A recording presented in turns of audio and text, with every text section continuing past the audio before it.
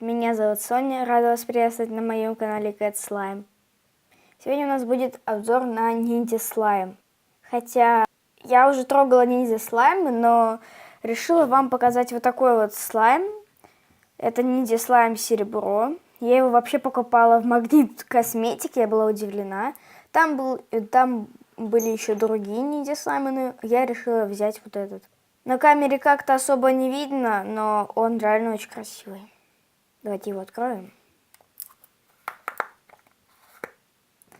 И я уже заметила, что здесь вот такие вот непонятные штучки, как я их называю.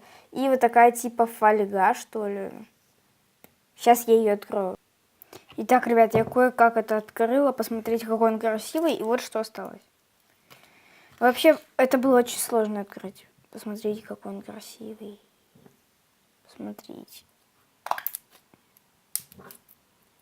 Мне уже не терпится его достать. Он достаточно мягкий, и он мне попался не липкий.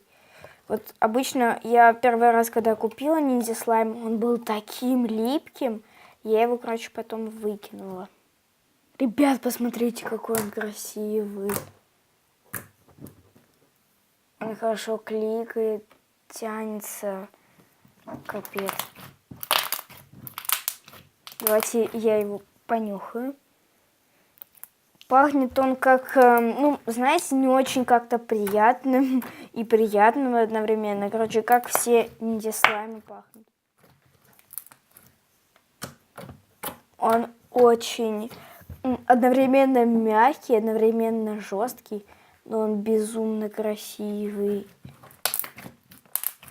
У меня никогда не было слайма с пигментом, и у меня появился хотя бы ниндзя слайм. Он очень красивый, просто посмотрите.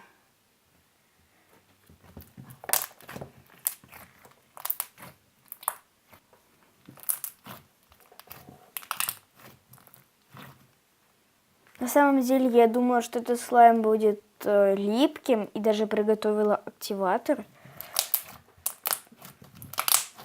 Но слайм совсем не липкий. Слайм на самом деле очень прикольный, и мне он очень даже понравился. И мне кажется, если с ним еще немножко поиграться, то он будет очень мягким.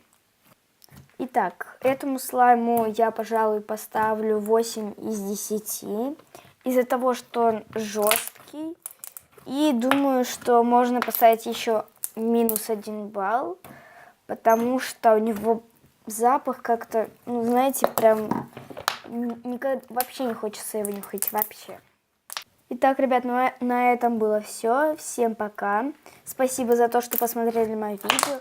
Поставили лайк.